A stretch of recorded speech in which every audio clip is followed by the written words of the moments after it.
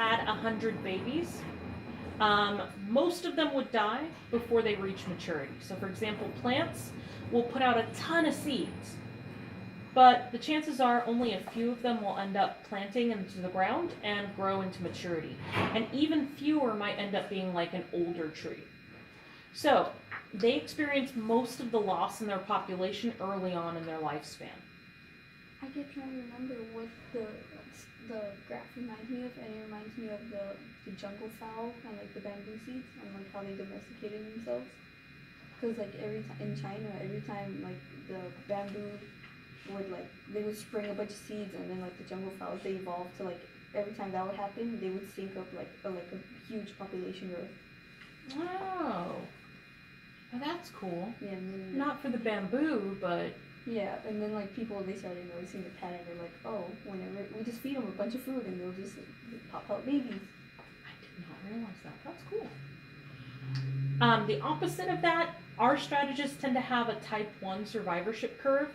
Very little loss early in life. So early on in our lifespan, we don't tend to, if you followed any 100 babies born on a day, most of them would still be alive about halfway through their lifespan. So for us, that might be 30, 40 years. So 30, 40 years later, most of those humans are still alive. You go further to where you're getting like to 80% of their lifespan, so maybe in their 50s and 60s, you'll start having an increase in the death rate. And then you have some that just constantly lose members throughout the lifespan. It's not like they have a ton and they lose most of them in the beginning, like type 3. And it's not like they have a few and most of them live to adulthood. Like type 1, they just die steadily. That's weird. All right, so we're done with ecology, and now we can talk about response to stimuli. So there are a couple of differences in movement patterns. So taxis is something that happens in organisms that can move. They are motile. I remember the definition of that word because it sounds so much like mobile. And they either move toward or away from a stimulus. So a big example, speaking of roaches, is if you shine light on them, they will run away from the light. They have a taxis, a negative taxis for light. And so when they experience light, they run in the opposite direction. This fish right here is probably a salmon swimming upstream. And so its taxis is it flows toward the river current. So it wants water rushing into its face. Kinesis is a change in how fast you're moving. It doesn't necessarily go in a specific direction. And so like this, for example, is more kinesis. You're not moving directly towards something. Kinesis can also be just kind of random movements. So if you stuck a pill bug somewhere and it just kind of randomly moved around until it found a good site for it to stay for a while, that would be more kinesis. I like kinesis. Yes, kinesis in the movement. Kinetic. Yep. Latin roots are very helpful. So there are also tropisms. So plants can't get up and walk towards or away from a stimulus, but they can grow towards it or grow away from it. So a couple of the more common tropisms are phototropism, where plants will grow towards light. It makes sense why they would do that, because light is their food, or light provides their energy. Geotropism is where the roots grow in the direction that gravity is pulling them, and stems grow in the opposite direction. That is a logical way to grow because you want your stems to grow out of the dirt, which is usually up, and you want your roots to grow towards wherever water will collect, which is usually down. And then thigmotropism is a response to touch. So a vine-growing plant will just kind of grow and kind of grow out in a direction, and if it ends up touching something, it will develop these curls and it'll start growing around an object. It's like those ferns that when you touch them, they like close up.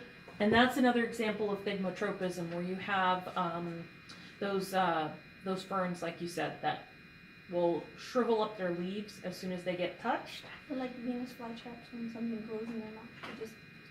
Yep, so Venus flytraps, when something touches one of the hairs on their mouth area, then they'll snap closed. Yeah, I had one and he bit He's dead now. Did you kill him? No. He just died? Yep. Yeah, that sounds like what would happen to me. So, let's talk animal behavior.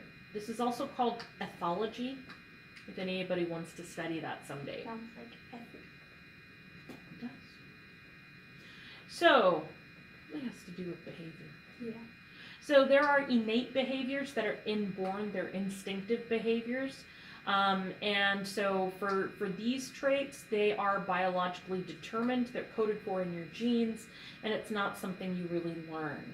And then there are these fixed action patterns, which are behaviors that cannot be changed. So for example, you see these two fish, they both have red undersides. They're both males of the same species, and when they see each other, they will charge and fight. So scientists were trying to figure out what is actually causing this. So they put different shaped objects in the water with the fish, one of which had no red, there were no aggressive movements made, but all four of these models, even though they weren't, some of them shaped anything like a fish, those had an aggressive movement made towards them. So it turns out that the fixed action pattern was you see something with red on the bottom and you attack. Then there's behavioral imprinting. So this is a really famous example. I think it's Konrad Lorenz. I thought those cats. No, he had baby ducklings. So he had ducklings, and right after they hatched, the first thing they saw was him, and they imprinted on him and started treating him like their mother. So he'd even go up in a little plane and they would fly in formation behind him. So this can be something that you get from your parent, but it's usually, this is an innate behavior. So for example, birds will imprint on the first moving thing they see as a parent. I think they've done experiments with this where they've put like a hand puppet in, and that's the first moving thing they see, and they think that's their mom. Males that are birds have a certain period of time within which they can learn the bird song of their species. If you expose them to the wrong species bird song or no bird song, they will never be able to sing properly and get mates. Yeah, it's like that one bird. I can't remember what it was, but it was on like the BBC, and it was this bird. Like he didn't have a bird song, but he would repeat like car alarm noises. Ow! I've heard that bird. Yeah. All right, let's talk communication, that thing we are doing right now. So there are many ways that animals communicate. So birds sing. That's usually to attract a mate. It could be for territory, like, hey, get out of here. This is my tree, mine. Or what else they're saying is, hey baby, how you doing? There are some visual signals. So bees have what's called a waggle dance. And the way they're oriented when they do this and how fast they wiggle their butt are indications of where there is a food source. And it's ingenious. They can communicate such detailed information just by shaking their booty. Yeah. This is a swarm of bees. So swarming together or living together in a herd or a pack has some advantages that can increase your reproductive success. So wolves are very effective pack animals. They hunt as a pack, and so they can use more complicated techniques to corner their prey, and then they all share in the kill. Zebras, by living together, get a little protection, so they can warn each other when a predator is nearby, and they can run. They can also try and defend each other. Oh yeah, there's that video of those water buffaloes. Like a lion tried to take a water buffalo, and the water buffaloes jumped the lion. Yeah, like especially anything that has horns, predators have to be careful with because they have to balance. Is this meal easy to get, or will it hurt me? Because if it hurts me, it could kill me. I feel bad for the lion. Like there was like this cliff thing, and they just really rammed him into it. Yeah, that's why only a desperate lion would go after a water buffalo, because they have really hard skulls. That skull cap of their bone horns, whatever, that's hard to get through. For the frog, it's like that's like technically another visual one because like the color of him, like it says like, hey, I'm poisonous, don't eat me. Yes, so that's why you'd never eat anything that's super brightly colored in nature unless you know what you're doing and know it's not poisonous, because while Some organisms will actually be telling the truth when they're displaying this kind of visual message. Others lie. They're not actually dangerous, but they take on the bright coloring of the dangerous ones, so other organisms will avoid them. Like milk snakes. They copy the pattern of a coral snake. Mm-hmm. And there are certain wasp-looking bugs that are not actually wasps. They just look very similar to them, so they usually get left alone. And then there's also, you can live in communities where you are able to keep watch and warn of predators. So that's meerkats. Hobbits. I'm sorry? They're hobbits. Yes, they do live underground. And I think they do have hairy feet, so yeah. Yeah, have you seen them, like, whenever they see a predator, they start screaming? Yep, they squeak really loud. So, they use any number of signals. There are also chemical signals to show dominance. That's like, hey, this is my territory, leave. Find food, like these guys. Establish territory, like these guys. And then that all ensures reproductive success. For a chemical, could that be like a cat spraying something to mark its territory? You stole my next slide. Oh. So, territory marking takes a couple of forms. If you have an unfixed male cat or dog and it starts peeing on everything, it is marking its territory, just like that lion. Also, cats will, I obviously know about cats, they'll either rub their faces against you, which I want to take as a sign of affection, but they're really just marking you as their territory. Same thing if they claw on something. So they actually so they have glands on their face that when they rub their face against you, they're actually rubbing off a chemical onto you that marks you as theirs. They're like pigs. No, because they're not sending you out for other cats. They're just like, this is my human, stay away. Because cats are very territorial. And so that can warn away rivals, or it can be used to attract mates. Like, also going back to the chemical thing, there's this fish called the boxfish, and like whenever it gets stressed or feels threatened, it literally just seeps like a bunch of toxins, like, so they kill stuff. So like that's why people can't have them in aquariums all the time, because like they'll get too stressed while they're getting there and they die, or they'll end up killing the entire tank. Oh wow. Okay, no boxfish. It's really cute though. Cowfish are better. They're just like boxfish but yellow. And they have little horns. Oh, that is cool. All right. So, natural selection favors both innate and learned behaviors that are going to increase your survival. So, some innate behaviors are the instinct that, like, baby horses or baby cows have to stand and nurse as soon as they can after birth. Or a penguin feeding its chick its nice vomited up food. I know it looks like that penguin is eating its baby, but really you can see a bit of the baby's beak. I can't tell which direction he's trying to face. Yeah, I don't know if that chick even knows. It's facing this way. Oh, I can tell by its fins. I thought the feet were his. Otherwise, like. No, babies take weird positions sometimes. And then here you have something like a courtship display, so that peacock trying to make that peahen be interested. Oh, it's like that bird that like they build like those little houses and they decorate it so they can attract mates. I forgot what they're called. Yeah, I think there's a species of bird of paradise that does that too. Yeah, so any type of courtship display would be either a physical display like, hey, look at me, I got nice pretty feathers, or like, hey, look at this nest I built, it's really awesome, you'll love sitting on our eggs here. And then there's some other instinctive behaviors, like this is showing the migration route of salmon. So as they move from various areas in the northeastern United States and Canada, and they'll go out to the ocean to live off the coast of Greenland, and then someday they'll make the reverse journey. How did they track the salmon? Did you just follow it? So, yeah, you can put like either radio tags or you can rely on people sighting them, and to tell you that we saw the salmon fleet. And I'm sure the fishermen probably know really well where the salmon go. Because their livelihood depends on finding them. So they probably know when they migrate and where they migrate better than most scientists sometimes. So let's talk about travel behaviors. So organisms can either move along a certain path. So for example, let's say that this was representing the path of an organism as it was moving around. It could, or sorry, this is its nest. So this is where it started. It just moved around randomly until it found food.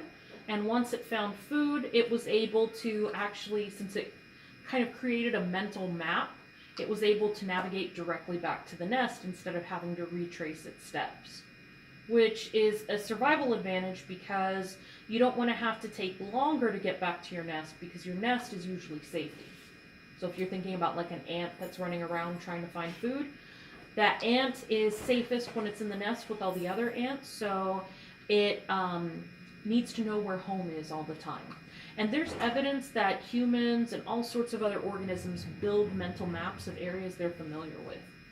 So you've got a mental map of the school. It's not very good. It happens. It happens. And then, of course, there was the waggle dance. Then, to direct their movement, there are a couple of different possibilities. This is something that scientists still puzzle over. So there is the possibility, I think there's evidence now of magnetoreception, where they have small magnetic particles in glands or in certain parts of their brain, and they'll orient to the magnetic field, and based on that, they'll choose the direction they go. So that could be an explanation for how salmon manage to find their way back to the very specific river they came from, and how birds can migrate with a lot of accuracy. Because they don't tend to fly a lot at night, birds, and so they can't navigate from the stars. They can't navigate from landmarks underneath because those change. You can build a city in the time between a bird's migrations, and they'll still be able to find their way back. You also have some organisms that use what's called a sun compass, so they'll, based on the relative time of day and the position of the sun, be able to navigate in a certain direction. In this case, since they're going towards the sun at 12 p.m., I think that would be east. Or they can orient to smaller scale things like patterns of light in the air, though that doesn't seem like it would be very useful long term. There are some birds and other organisms that take really long routes to navigate, to migrate. So some of these birds, they winter up in the boreal forest, up in northern Canada, and then they migrate to areas, some of them as far South South America. Oh yeah, and like whales, they travel like really far to get to the Gulf of Mexico to have their babies. Yep. Whales have a super long migration pattern. I think some sharks may too. Yeah. Yep. And the reason why they do that, usually they'd probably spend the summer up here in the boreal forest because there's usually, plants try to take advantage of their really short growing season, so there's going to be an explosion of growth and reproduction happening up here, so there's plentiful food.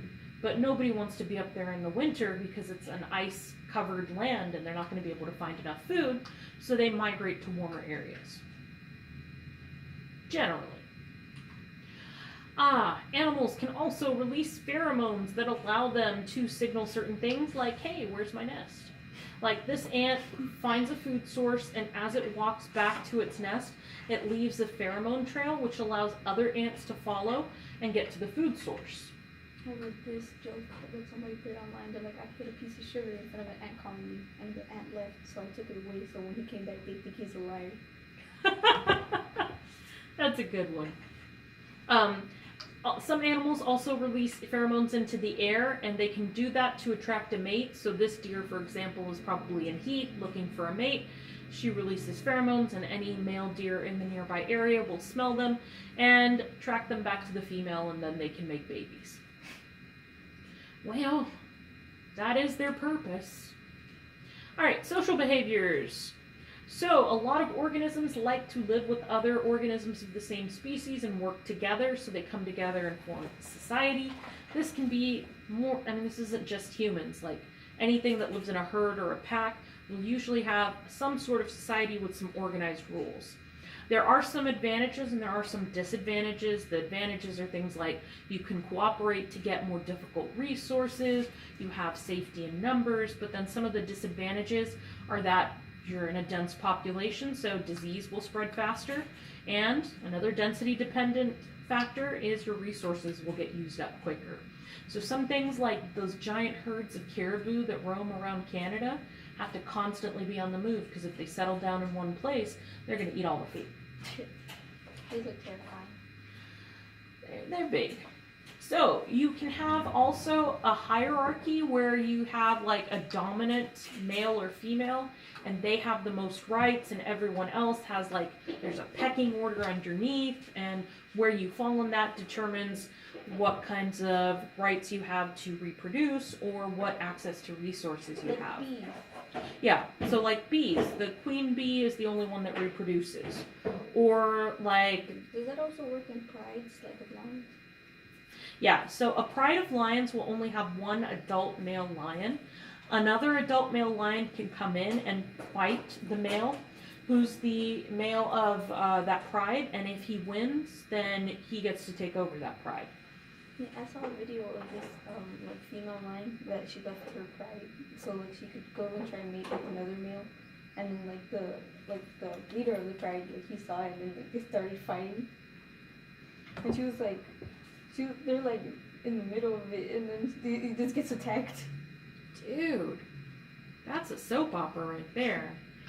There are other cases where they'll all have equal status, so they will all have equal access to mates and resources. They just kind of pool their senses to be able to spot predators and resources easier. Wolves? Like wolves? Wolves will usually have an alpha male, so I don't think that's quite them. I think the meerkats might be more like that. Yeah, and there's some advantages to having the differing status. So usually if you're fighting for dominance, that will, the one that wins will be the most, ideally the most strong, the most fit, and will produce the offspring most likely to survive. I just remember with the meerkats, there's like how there's an alpha in the pack for wolves, there's like an alpha for the females. So it's like one female in the meerkat like group, only she can have the babies until like she dies. Sounds like hyenas. Nobody ever talks about them. Hyenas have an alpha female, I think. And other strange things that I'm not going to talk about on a video that's going on the internet. There's also eusociality, which is where you have non-reproductive individuals, so that would be like worker bees or drones, who help the fertile individual, like say the queen, and so they're going to assist their reproduction. And the potential benefit of this is that while this worker right here is not reproducing, they share genes with the queen. So if everybody concentrates their resources to help the queen's offspring survive, they're making sure their genes get passed on. So you'll only find this in groups of highly related individuals. Like naked mole rats do the same thing. That's a pile of naked mole rats. Well, how come bees, like can bees be affected by kind of like inbreeding? I don't know. I've never looked at bee genetics. Because also the way the queen is chosen, it's like, does it have to be? Because like the queen looks different from the worker bee, but like they're both female. So like, do you have to be born as a queen, or like do you become one? I think it has to do with what you're exposed to. Like, it's the royal jelly. Yeah. So I think, and don't quote me if this is wrong, I think a worker bee, or there's a certain class of females that can become a queen, but they need exposure to the right thing, which they only get if the old queen dies. Yep. And then there's a benefit to having a territory. If you have your own territory, your own home range, you know where to hide, you know where you can escape easily, you know where the resources are. Downside, you do have to fight to keep others out, especially if you've got a nice territory. Obviously, you're going to have rivals. So, in order to balance all these things out, there'll usually be not a conscious one, but a cost-benefit analysis. We only have so much time and energy available to us. What's going to get us the most benefit for the effort that we put in? So, for example, that lion that you were talking about that was attacking the wildebeest, and ended up, did it die? Yeah, I'm pretty sure it died. Because it was like a whole gang of them. So it engaged in a very, very risky behavior. So it must have been very desperate for food. I think that's the only reason why it would have done that.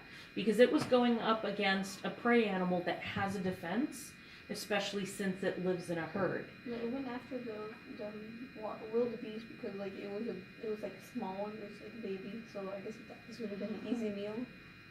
And so he took a risk, and for that, it turned out to not be worth his limited time and energy.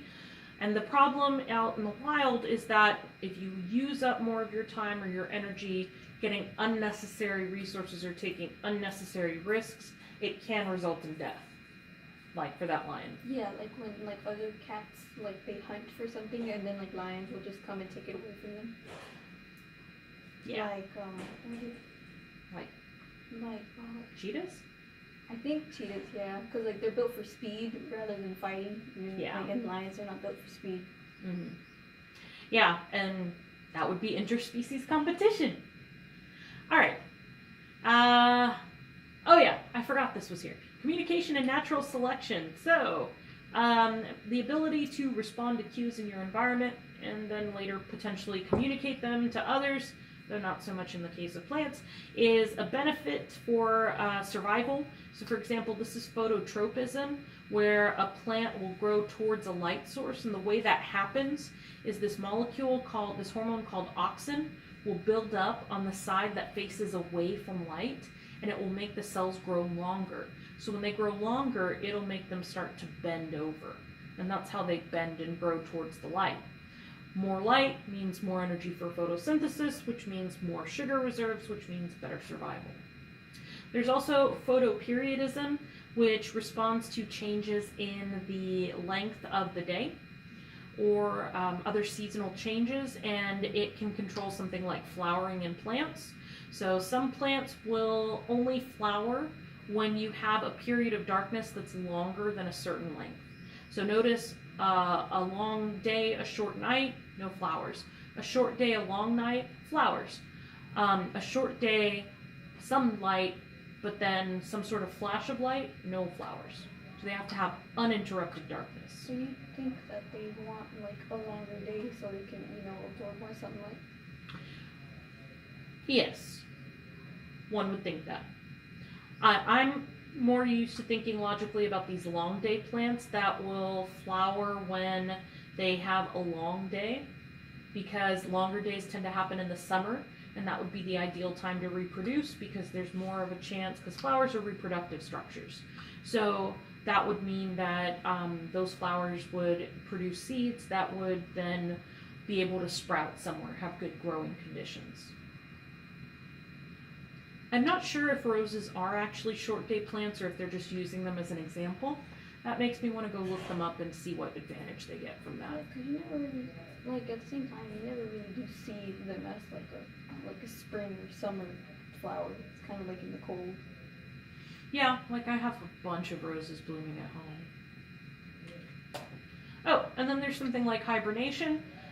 It can either be triggered by changes in temperature or day length, and its survival advantage is that during the winter there's very little resources, and so if you stay awake and need lots of food during that time, then you're not going to survive. So they're able to survive through a harsher time by going to sleep. There's also resource partitioning, where you have different animals occupying different parts of the same habitat so that they don't have to compete directly with each other. It's like the rainforest, like the canopy. Mm-hmm. So animals that live in the rainforest do this resource partitioning like crazy, because otherwise they'd all be competing for all the resources and they'd be more likely to die. And that is that.